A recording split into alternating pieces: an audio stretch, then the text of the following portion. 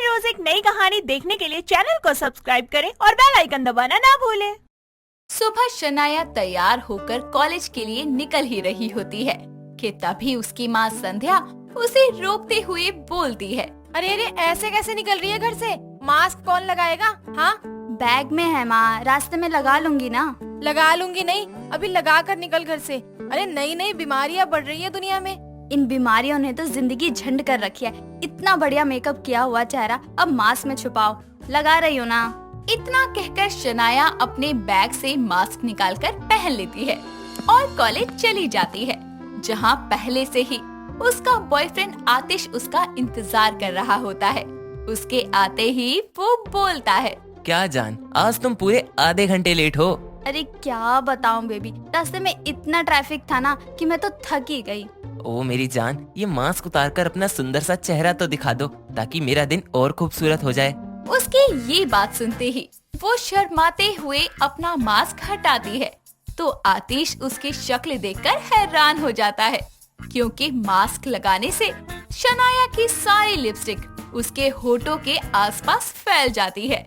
तभी आतिश बोलता है, पता नहीं था 2 दिन बाद तुम इतनी डरावनी दिखोगी। मुझे तो लगा मास्क हटाते ही तुम्हारा सुंदर चेहरा दिखेगा, पर यहाँ तो लाल मुंह वाली चुड़ैल के दर्शन हो गए।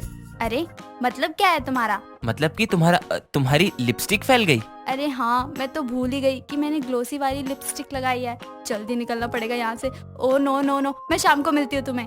इतना बोलकर वो भागते हुए वॉशरूम की तरफ जाती है। शाम को कॉलेज के बाद दोनों पास के ही एक कैफे में जाते हैं और कॉफी पीते हुए बातें कर रहे होते हैं। तभी शनाया बोलती है, बेबी ये बताओ नेक्स्ट मंथ का क्या प्लान है? अगले महीने, तुम्हारा मतलब फरवरी ना? हाँ सुनो, मैं ना अपने जिगर के छिलकों के साथ मनाली जाने की सोच रहा हूँ। तुम अपना बताओ। क्या? तुम ऐसा कैसे कर सकते हो? तुम भूल गए क्या ये फरवरी हमारे लिए कितना स्पेशल है? स्पेशल है, पर फरवरी में ना तो तुम्हारा और ना मेरा बर्थडे आता। फिर फरवरी स्पेशल कैसे हुआ जान? मतलब तुम्हें बिल्कुल भी आइडिया नहीं है कि मैं क्या कहना चाह रही हूँ। थोड़ा तो दिमाग लगाओ बेबी। अरे दिमाग हो तो लगाओ ना। और ये क्या स्पेशल स्पेशल करके हिंट दे रही है? सीधा सीधा नहीं बता सकती क्या? हाँ, मुझे बिल्कुल भी आइडिया नहीं है। मैंने अपने बॉयफ्रेंड से ये उम्मीद नहीं की थी कि वो हमारा पहला वैलेंटाइन भूल जाएगा। मैंने तो ये सोचा था कि तुम भी मेरी तरह पहले वैलेंटाइन को लेकर एक्साइटेड होगे, पर एक्साइटमेंट होना तो दूर, तुम्हें तो याद भी नहीं है। खोदा पहाड़ निकली चूहिया, ये वैलेंटाइन की बात कर रही थी। ये गर्लफ्रेंड रखने के भी ना अलग ही सियापे होते हैं।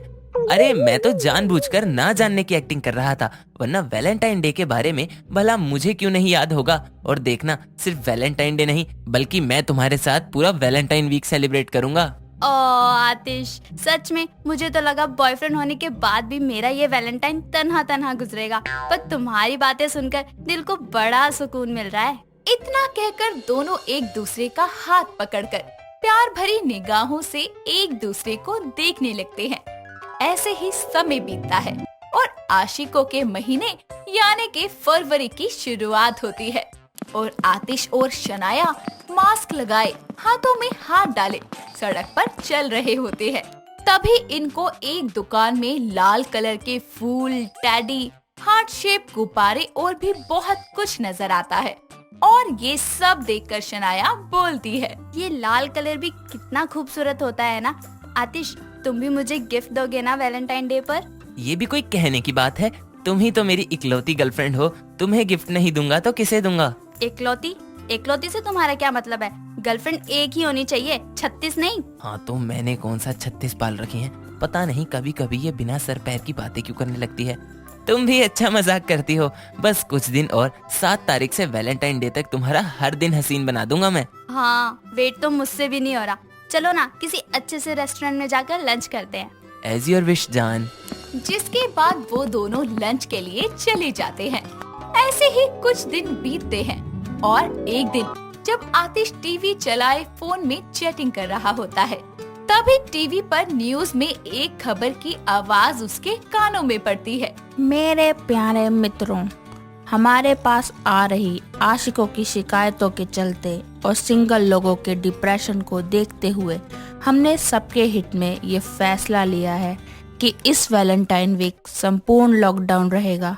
इसलिए सभी तरह के पार्क, खोपचे, खंडर और पुरानी हवेलियां बंद रहेंगी। साथ ही पुलिस का चारों तरफ कड़ा पहरा रहेगा। इसलिए सभी आशिकों से अनुरोध है कि खुद को सिंगल समझकर काम चलाएं और घर से बाहर ना निकले। धन्यवाद। ओह यस यस यस, वैसे ही इस महीने कंगाली चल रही थी। भगवान भी कभी कभी बिना कहे ही सुन लेता है। मैं यहाँ परेशान हो रहा था कि रोज चॉकलेट, टेडी वगैरह के लिए किसी से उधार मांगना पड़ेगा, पर ये न्यूज़ सुनकर तो बल्ले बल्ले हो गई। लॉकडाउन की खबर सुनकर एक तरफ जहां आतिश खुशी से नाच रहा था, तो वहीं दूसरी तरफ इस खबर से शनाया उदास होकर अपनी माँ से बोलती है। हाय राम, माँ ये कैसी आफत आ गई, पूरे वैलेंटाइन वीक का लॉकडाउन। नहीं नहीं, कह दो माँ, मेरे कानों ने जो भी सुना वो झूठ है, कह दो माँ। क्यों, मेरे कहने से लॉकडाउन हट जाएगा क्या? और इतना क्या बोर आ रही है? तुझे घर पर रहने की खुशी नहीं है क्या? काहे की खुशी, मेरे वैलेंटाइन डे मनाने के अरमानों की तो ऐसी की तैसी हो गई।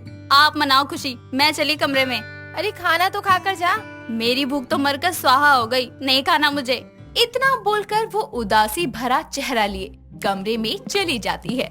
अगले दिन से वैलेंटाइन वीक का पहला दिन शुरू होता है और शनाया आतिश को कॉल करके बोलती है। बेबी, तुमने कल की खबर सुनी? अब हम वैलेंटाइन वीक तो छोड़ो, वैलेंटाइन डे भी नहीं मना पाएंगे। हाँ वही तो, मैंने कितनी प्लानिंग की थी, लेकिन अब आतिश, आज रोज डे है, लॉकडाउन ना लगता तो तुम मेरे लिए सुंदर खिला हुआ गुलाब का फूल लाते ना, पर मेरी तो किस्मत ही खराब है। अरे अरे, तुम रो क्यों रही हो? मैं तुम्हारा बॉयफ्रेंड हूँ। इस लॉकडाउन को चीरते हुए मैं तुम्हें रोज देने जरूर आऊंगा। सच में तुम इतना प्यार करते हो मुझसे, मैं तुम्हारा वेट करूंगी।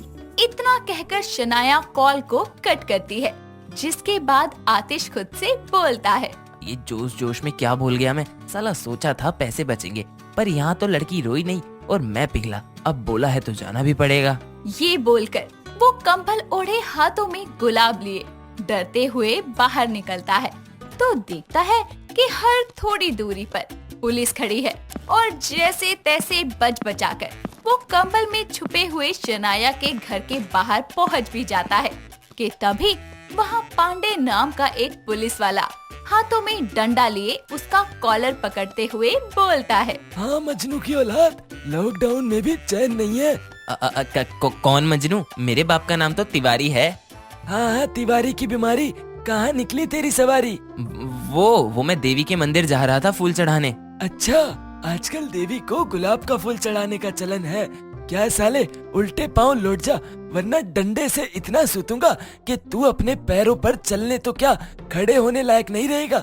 इतना बोलकर वो जैसे ही अपना डंडा उठाता है, आतिश कंबल लिए वहाँ से 9-2-11 हो जाता है और घर आकर शनाया को कॉल करता है और बोलता है। बेबी, मैंने बहुत कोशिश की, पर तुम्हारे घर पहुंचते ही एक पुलिस वाले ने मुझे दबोच लिया। वो तो अपने डंडे से मुझे सूतने ही वाला था। मैं जैसे तैसे वहाँ से भाग आया। अच्छा कोई नहीं, तुम वैलेंटाइन वीक छोड़ो, बस किसी भी तरह जी जान लगाकर वैलेंटाइन डे पर मेरी घर की छत पर आ जाना। हम अपना वैलेंटाइन डे वही मनाएंगे। बाय। साला ये दुख खत्म काहे नहीं होता? कुछ कहा तुमने? हाँ हाँ कहा ना, आई लव यू। इतना कहकर वो कॉल कट कर देती है। समय बीतता है और वैलेंटाइन डे यानी कि 14 फरवरी की तारीख आती है और आतिश फिर एक बार खुद को कंबल में छुपाते हुए सभी पुलिस वालों के नजरों से बचते बचाते हुए शनाया के घर पहुंचता है और खिड़की के रास्ते अंदर जाने ही वाला होता है कि तभी पुलिस वाला पांडे वहां फिर से आ धमकता है और बोलता है। तू फिर निकल पड़ा साला, ये आशिकों के नवरात्रे जब से शुरू हुए हैं तुम लोगों की नौटंकी खत्म ही नहीं हो रही है। साला घर से यहाँ तक मर मर के पहुँचता हूँ कि ये टपक पड़ता है। अब हमेशा मुझे ही क्यों मिलते हैं? क्योंकि जिसके घर की खिड़की में तू घुसने जा रहा है वो मेरा ही घर है और मैं लॉकडाउन में वर्क फ्रॉम होम कर रहा हूँ। इतना बोलकर पांडे अपने डंडे से उसकी अच्छी तरह कुटाई करता है, जिसके बाद टेढ़ी सी चाल चलते हुए आतिश बोलता है। आए, मार मार कर पिछवाड़े का नक्शा ही बदल दिया। लॉकडाउन में वैलेंटाइन डे मनाना भारी पड़ गया रे। आस्था अपने घर में बैठकर टीवी देख रही थी, तभी आस्था की सास मीनू आती है और अपनी बहू को इस तरह टीवी देखता हुआ देख बोलती है। बहू, ये जो तू काम धंधा छोड़कर इस तरह टीवी देख रही है, इसका बिजली बिल कौन तेरा स्वर्गवासी बाप देगा क्या? मम्मी जी, मैं आपको बोल रही हूँ कि आप मेरे बाप पर मत ही जाओ, समझी आप? नहीं तो कसम से मैं भी आपको नहीं छोड़ूंगी। हाँ हाँ, तू मुझे छोड़ेगी कैसे? तेरे मरे हुए बाप ने तुझे बस अपनी सास से लड़ना ही तो सिखाया है। हाँ, मुझे तो मेरे बाप ने लड़ना सिखाया है और आपको ससुर जी ने कुछ नहीं सिखाया। हाय राम, देखो तो जरा कैसे लगे मुंह जवाब दे रही है। बहू, तुझमें जरा भी दिमाग नहीं है कि अपनी सास से कैसे बात करनी चाहिए? मम्मी जी, जब सास को ही इतनी समझ नहीं है कि उसको अपनी बहू से कैसे बात करनी चाहिए, तो अब बहू भी क्या ही लिहाज रखेगी। दोनों सास बहू की ऐसे ही चटपटी नोक-झोंक चल रही थी। तभी वहाँ पर आस्था का पति राहुल आ जाता है और अपनी माँ और पत्नी को ऐसे लड़ता हुआ देख बोलता है, माँ, आस्था, तुम दोनों इससे लड़ क्यों रही हो? अब बेटा लड़ू नहीं तो क्या ही करूँ? देख तो जरा, सुबह से टीवी देख रही है। मैंने बस इसको इतना ही कहा था कि बहू, जो तू इतना टीवी देख रही है उसका बिल कौन तेरा मरा हुआ बाप देगा? तो बस इसी बात पर इतना झगड़ा हो गया शुरू। पता नहीं कैसी झगड़ालू बहू लेकर आया है तू मेरे लिए। हाँ, आप बड़ी शरीफ है ना। मैं तो झगड़ालू हूँ, लेकिन आप तो जैसे कोई देवी है ना। आप तो कुछ करती ही नहीं है। मैं ही सारी लड़ाई ही की जड़ हूँ। और नहीं तो क्या, तू ही लड़ाकू है, समझी? देख रहा है बेटा कैसे अंटियों की तरह लड़ रही है। बस भी करो तुम दोनों यार, कितना यूं जंगलियों की तरह लड़ोगी? हम दोनों जंगली हैं। अरे बाबा, माफ भी कर दो, वो ना मेरे मुंह से गलती से निकल गई थी। वैसे मैं तुम दोनों के लिए ना सरप्राइज लेकर आया था। अगर तुम दोनों को इसी तरह से लड़ना है तो इसे कंटिन्यू रखो, मैं चलता हूँ। इस तरह से राहुल वहाँ से जाने लगता है। तभी दोनों सास बहू राहुल को रोकते हुए बोलते हैं, रुक जाओ राहुल। राहुल जी, वैसे क्या सरप्राइज है हम दोनों के लिए? नहीं, आप देने का क्या फायदा है? आप तुम सास बहू के अंदर ना एक दूसरे के लिए प्यार है ही नहीं, तो सरप्राइज देने का फायदा ही क्या है?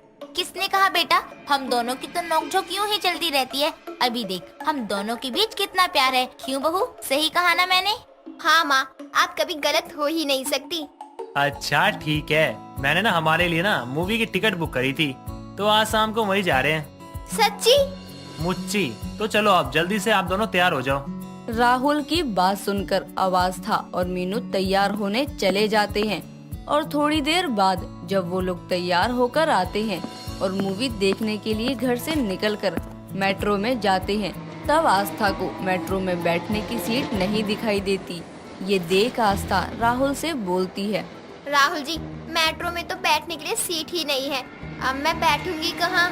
आस्था, थोड़ी देर में सीट खाली हो जाएगी, तो सीट खाली होते ही बैठ जाना तुम। ठीक है। इस तरह अब कुछ देर आस्था शांत हो जाती है और तभी उसकी नजर मेट्रो की सीट के ऊपर जाती है जहां लिखा होता है विकलांग के लिए सीट। ये देख आस्था उस सीट पर बैठे आदमी के पास जाती है और उससे बोलती है, एक्सक्यूज मी सर।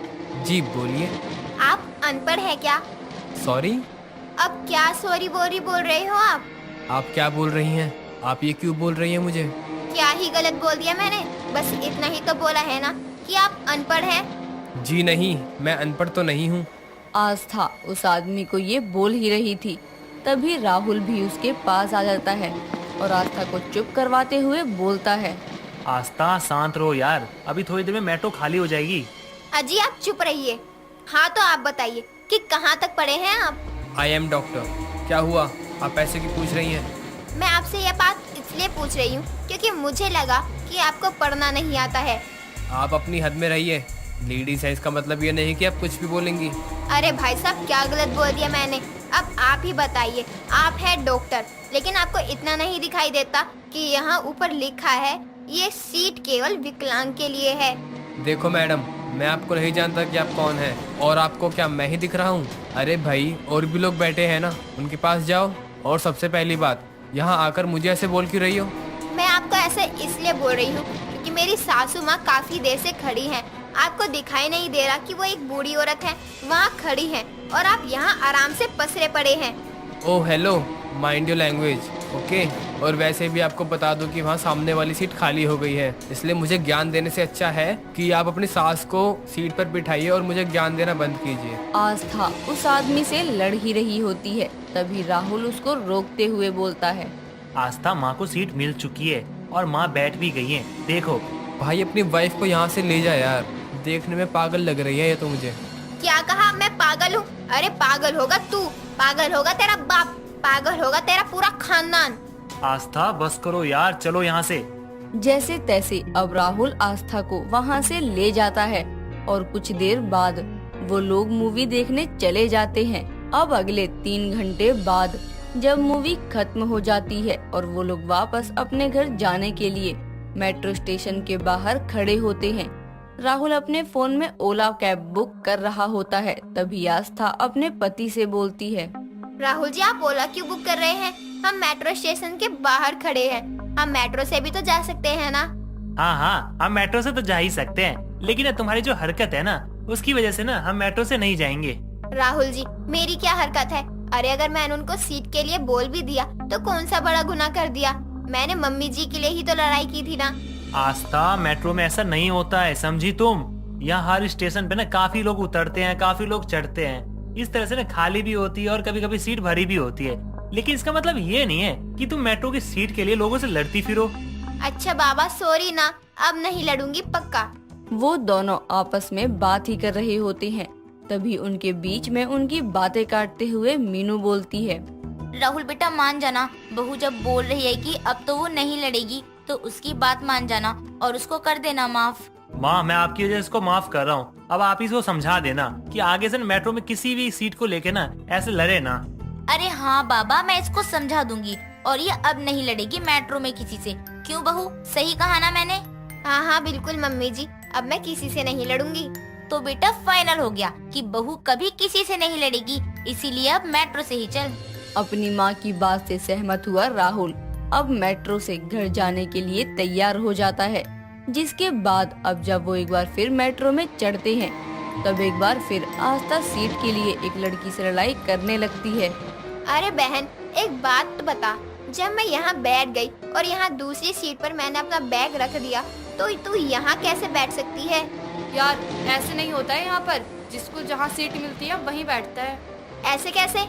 अरे यार बैठो तुम ही यहाँ पर, पता नहीं कैसी अजीब सी लड़की है। इतना बोलकर वो लड़की वहाँ से उठकर चली जाती है और थोड़ी देर बाद सब घर आते हैं।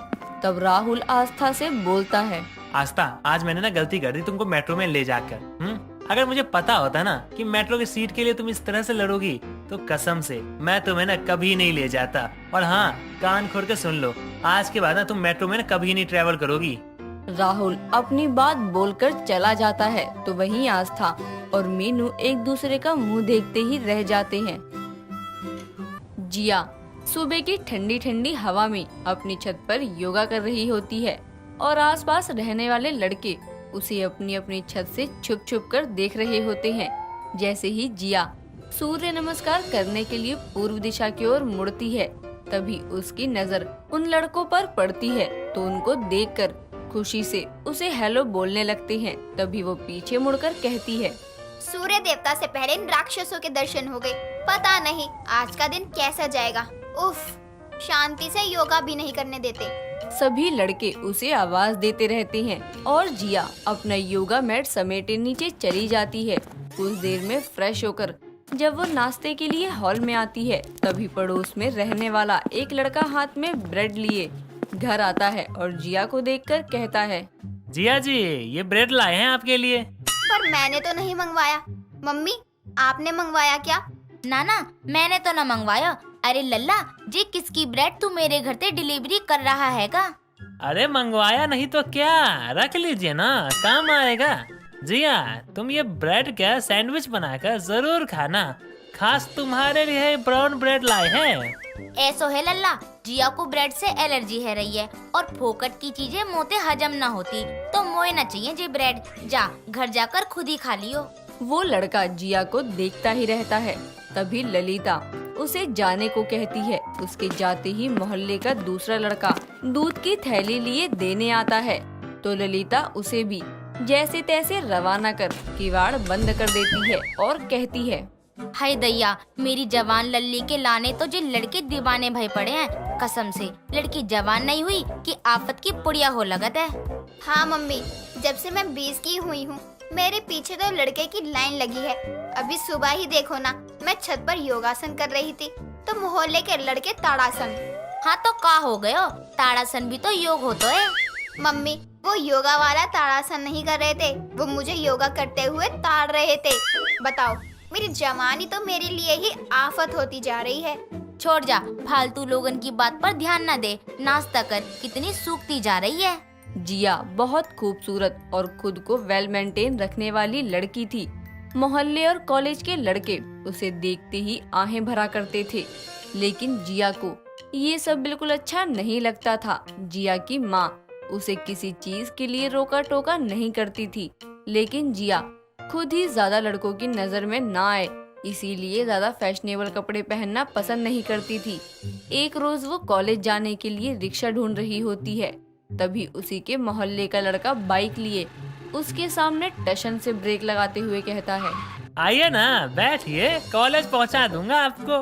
अच्छा, माफ करना, मैं किसी अनजान की बाइक पर नहीं बैठती।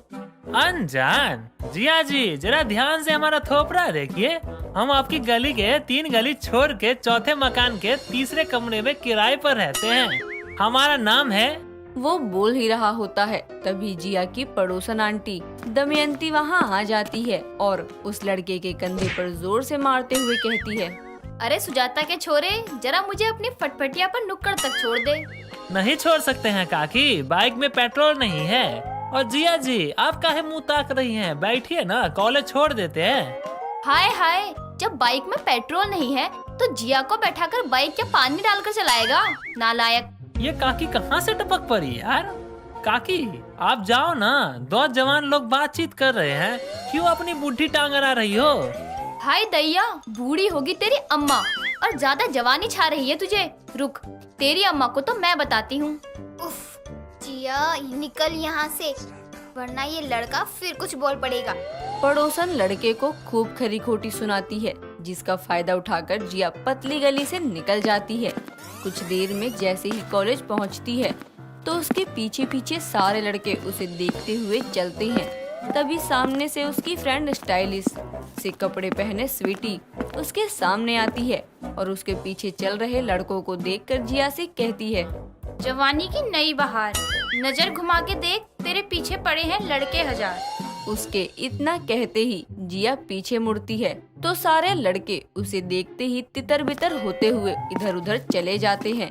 तभी जिया हाथ में पकड़ी बुक को अपने सर पर मारते हुए कहती है, यार मैं क्या करूँ इन लड़कों का, मेरा पीछा ही नहीं छोड़ते। मैं तो ज्यादा स्टाइलिश कपड़े भी नहीं पहनती, फिर भी सारे के सारे लड़के मेरे पीछे लट्टू हुए घूमते हैं। सब तेरी जवानी का कसूर है, 20 की होकर भी 18 की लगती है। ऊपर से तेरा ये रूप माशाल्लाह गजब ही ढाता रहता है। लेकिन ये जवानी तो किसी और जवान की दीवानी है ना। लो, तूने नाम लिया और वो दिख गया तेरा जवान, वहाँ बेंच पर बैठा किताब पढ़ रहा है। मुझे तो समझ नहीं आता, तुझे इतने लड़के चाहते हैं और तू इसको चाहती है। वो तुझे चाहना तो दूर की बात है, देख कर भी अनदेखा कर देता है। देख, सिंपल सी बात है, समझ आए तो कहना। लड़कों के मामले में मेरा ऐसा है कि जो हमें चाहिए उसे हम नहीं चाहिए, और जिसे हम चाहिए वो किसको चाहिए। ओहो डायलॉग, चल चल अभी लाइब्रेरी चल, क्योंकि फिलहाल जो बुक हमें चाहिए वो और लोगों को भी चाहिए, और नहीं मिली तो दिक्कत हो जानी है।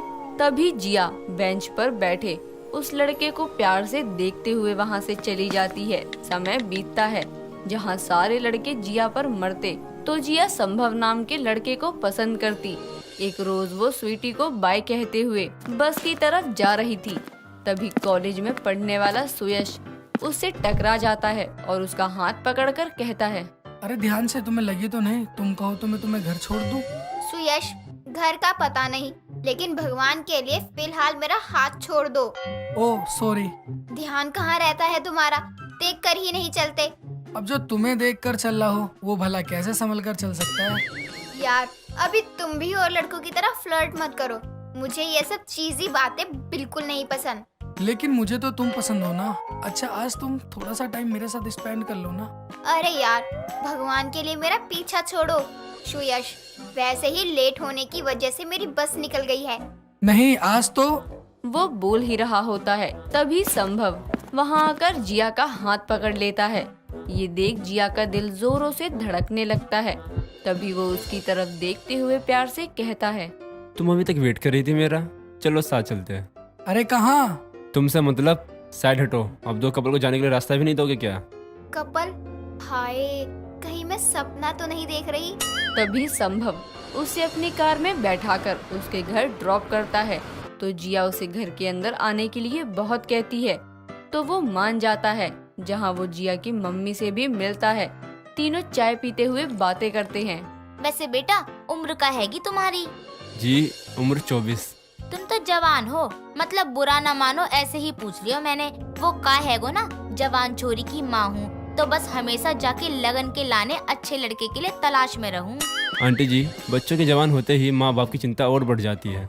वही तो, और मेरी जवानी तो आफत ही बन गई है। कॉलेज हो या मोहल्ला, कोई भी मुंह उठाकर डेर पर चलने के लिए पूछ लेता है। चिंता मत करो, आज जो मैंने किया उसके बाद से सारे कॉलेज में मेरे और तुम्हारे डेटिंग की अफवाह फैला देगा वो सुयश। कुछ देर बात करने के बाद संभव वहाँ से चला जाता है, जिसके बाद जिया और संभव की बातचीत बढ़ने लगती है और कॉलेज के सभी लड़के संभव को उसका बॉयफ्रेंड मानकर जिया का पीछा छोड़ देते हैं। एक रोज जब संभव जिया को छोड़ने उसके घर आता है, तो उसके घर के बाहर मोहल्ले के लड़कों की भीड़ जमा देखकर वो कहता है, तुम्हारे घर में कोई भंडारा चल रहा है क्या? इतनी भीड़ क्यों है? मैं क्या जानूं यार। तभी जिया की माँ बाहर आती है और सभी से कहती है, अरे अभी मेरी बेटी की उम्र ही का हैगी, मोहे शादी की कोई जल्दी ना हैगी। सारे के सारे मेरी बेटी को हाथ मांगने चले आए। अरे आंटी जी, अपनी जवान लड़की का हाथ हमरे हाथ में दे दो, कसम से जिंदगी भर कोई दिक्कत ना होने देंगे। सुन बे गोबर शीशा दल के, और तुम सारे भी, मेरी माँ पर ना मैं बोझ नहीं हूँ। वो मेरा हाथ तुम जैसे आते जातों के हाथ नहीं थमा सकती। निकलो यहाँ से, निकलो वरना पत्थर उठा के मारूंगी। जैसे ही वो पत्थर उठाने जाती है, वैसे ही सारे वहाँ से भाग जाते हैं। ये सब देख संभव कहता है, उफ, मेरी वाली की जवानी तो सच में आफत है। कोई नहीं, ऐसी आफत की पसंद मैं हूँ, ये अच्छा है। दोस्तों, अगर आपको ये कहानी पसंद आई तो इसे लाइक करें, शेयर करें और कमेंट करके बताएं कि कहानी में आपको सबसे अच्छा क्या लगा।